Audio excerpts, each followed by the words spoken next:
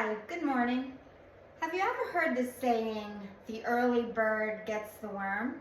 Well, it's early. These are the worms. So I guess that makes me the bird. I'm Sharon from Micro Eco Farm, and today I'd like to talk to you about a little bit about starting a worm compost container. Okay, so I've been doing this a while now, a few years. My operation has grown from small containers to this size container. I call this the Worm Hotel. But I want to teach you how to get started and why to get started. Okay, so let's start with a couple definitions. Vermi is a Latin word. It means worm. Vermiculture is the practice of growing worms. Vermicomposting is making compost using worms. And vermicasting is the worm poop or the worm manure. Sometimes I'll use the words interchangeably, and sometimes I will forget and say vermi instead of vermi. But the proper use is vermi. Okay, so let's get started. Some things you should know, and that are the reasons why people, farmers, lots of people not on farms like vermicomposting is because it's environmentally friendly, it helps with sustainability, it's easy to do. Let's see what else. As far as the soil goes, it adds important nutrients to your soil, nitrogen, phosphorus. It also helps with the soil composition. So what else could I tell you? Well, let's get started. There are many choices of containers for housing your worms. This is a favorite, old totes. Everybody has one or two or 1,000 around their house. These are some here, nice size.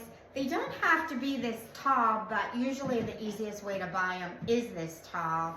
Worms don't require beauty, they just require some warmth, 40 to 80 degrees, and a cozy place to be. You can raise your worms in a container like this, at least to get started. And worms don't like the light though. So you'll need to either keep it in a very dark place or somehow cover it. Buckets are okay. Every container that you keep your worms needs to have a lid. You want to keep the worms in, any creatures out. I've used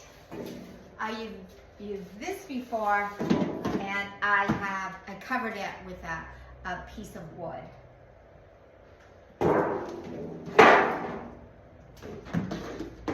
So after you get your container, first thing you need to do is get a trusty drill. Drill some holes on the lid, several, maybe 10 for this size. And you drill holes around the side of it as well. Keep them up high, maybe 5 inches above the floor of the container. This is so the worms can breathe and also get some air. So once you get your holes drilled, I'm going to lift this lid. And I'm going to make the worms a bedding to get them started. Right now, I've always used newspapers. I know you can use cardboard too, but in the beginning, I simply shredded my newspapers with scissors. With this size container, you're going to need maybe this container almost full of shredded papers. So you're gonna shred, I have a shredder now, maybe I said that already. You're gonna add a couple cottage cheese containers of some dirt. Soon the worms will make their own dirt, but this is just to get them started. Because we want them to be cozy and comfy. So, I'm gonna spray some water in. I want your bedding to be sort of sponge-like, not too wet and not dry. And as you continue on, after worms get comfortable and start multiplying, you want to check that often to make sure it's not too dry or too wet. Remember, sponge-like. You're gonna buy your worms. Now, you're gonna buy red wriggler worms. When I started out, I've actually purchased worms twice. Once when I started out, and once when I left my worms in sunny weather for a few days, and I ended up losing all the worms. Uncle Jim's Worm Farm, you can order directly from the company, and you are also able to get his worms from Amazon. In case I forgot to tell you earlier, Amazon and other retailers now sell under the sink containers for vermicasting. The worms run around $30, maybe more for 1,000 or so. I wrote it down earlier from Uncle Jim's Worm Farm. Okay, so when the worms come, there's directions in the package of how to gradually get them comfortable with the bin.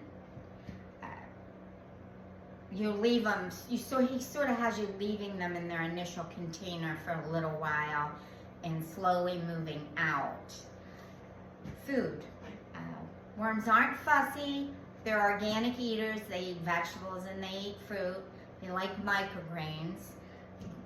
They like sweet. When I first started, I used to chop up the vegetables real small, and I used to freeze the vegetables and then add it to the bins. I don't do that now. I just take my vegetables and fruit from the table and put them underneath into the dirt so that none of the vegetables are on the top. I do this for two reasons. One, the worms like it down under. They don't come to the top unless they have to. Also, keeps it from smelling. If anything that's under your dirt doesn't smell. So this is all to get you started. If you have any questions, post it below. I'll answer them. And thanks again. See you next time.